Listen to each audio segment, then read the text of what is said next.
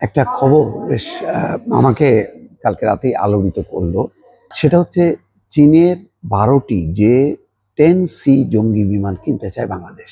হঠাৎ করে কেন এটা কিনতে চায় বাংলাদেশ? জঙ্গি বিমান, তার মানে জঙ্গি বিমান মানে এগুলো যুদ্ধ বিমান। আমরা কার সাথে যুদ্ধ করব? কেন যুদ্ধ করব? আমাদের যুদ্ধ করার কি সক্ষমতা আছে? ধরেন আমরা কোনোভাবে 12টা কিনলাম, কেনার পর এটার মেনটেনেন্স, এটা পরিচালনা করা, এটা খুবই ব্যয় সাপেক্ষ ব্যাপার। আমরা এই বোঝাটা কেন নিচ্ছি? চীনকে খুশি করতে? নাকি সত্যি সত্যি এমন কোনো পরিস্থিতি তৈরি হলো যে বাংলাদেশ হয়তো তার সার্বভৌমত্বের উপরে আঘাত হানতে পারে? কিছু পরিস্থিতি তৈরি হয়েছে, সেটা মিয়ানমারের দিক থেকে। আরাকান আর্মি যেভাবে ঘন ঘন হানা দিচ্ছে, আমাদের প্রায় পর্যন্ত 33 জন জেলে নিয়ে গেছে, তারা যখন তখন ওই অঞ্চল দিয়ে ঢুকে পড়ছে, সেই কারণে আমাদের একটা নিরাপত্তা নিয়ে উদ্বেগ আছে। কিন্তু তাই বলে মানে যুদ্ধ বিমান কেনা, এটা তো মানে একটা যুদ্ধের পুরো প্রস্তুতি নিতে গেলে যেই অর্থনৈতিক সক্ষমতা দরকার আছে, সেইটা কি আমাদের আছে কিনা, এই প্রশ্নগুলোর উত্তর আমি পাচ্ছি না। সরকারও কোনো ব্যাখ্যা দেয় না।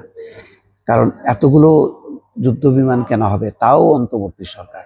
এবং এটা নাকি যে খবর, প্রথম আলোর খবর, চীনের প্রেসিডেন্ট শি জিনপিং এর সঙ্গে বৈঠকে কথা বলেছেন, যখন নাকি ডক্টর মোহাম্মদ ইউনূস চীনে গেছেন। তাহলে এটা কি, বিষয়টা কি দাঁড়াচ্ছে এর মধ্যে?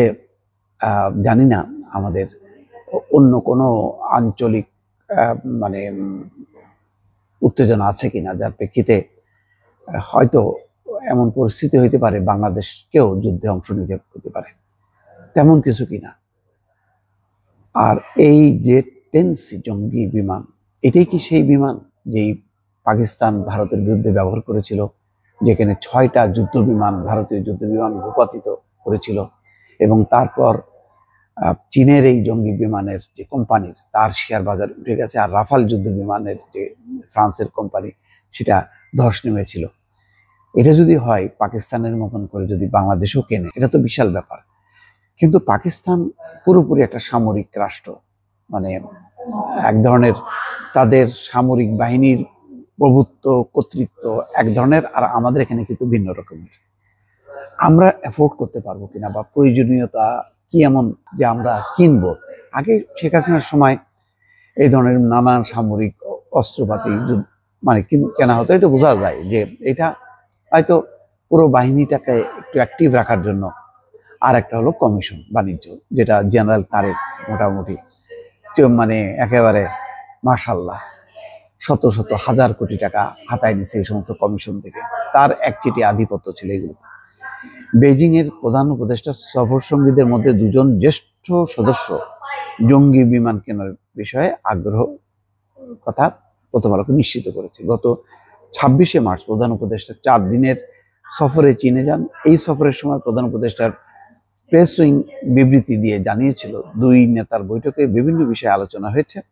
এর মধ্যে রয়েছে তিস্তা নদীর প্রকল্পে চীনের সহায়তা, মাল্টিপল রোল কমব্যাট এয়ারক্রাফট কেনা, বাংলাদেশের বন্দরগুলোর সঙ্গে চীনের কুনমিং এর বহুমাত্রিক সংযুক্তি ইত্যাদি। বাংলাদেশের সশস্ত্র বাহিনীকে আগামী দিনের চ্যালেঞ্জ মোকাবেলায় সক্ষম করে তুলতে 3 বাহিনীর আধুনিকায়ন চলছে। এরই অংশ হিসাবে বিমান বাহিনীর জন্য সরকার চীনের তৈরি J-10C বিমান কিনতে চায়। এখন যদি আমার যেটা কথা হলো যে বাংলাদেশ যদি চীনের কাছ থেকে এই যুদ্ধ বিমান কেনেও, সেটা এই সময় না, এই সময়টা খারাপ সময়, এই সময়টা বড় কোনো কেনাকাটার মধ্যে, কোনো চুক্তির মধ্যে যাওয়া উচিত না। এটা মনে রাখা দরকার।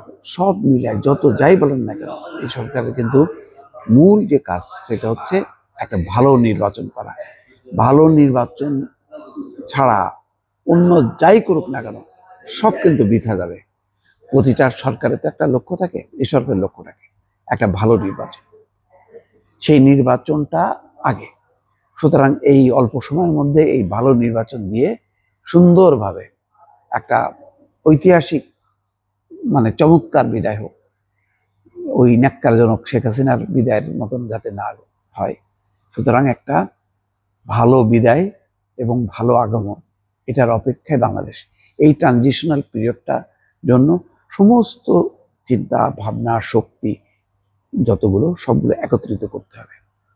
এর বাইরে এই কেনাকাটা, চট্টগ্রাম বন্দর নিয়ে এগুলি কোনো ভালো জিনিস হচ্ছে না। এগুলোর মধ্যে অনেকে ধান্দা খুঁজে পাচ্ছে।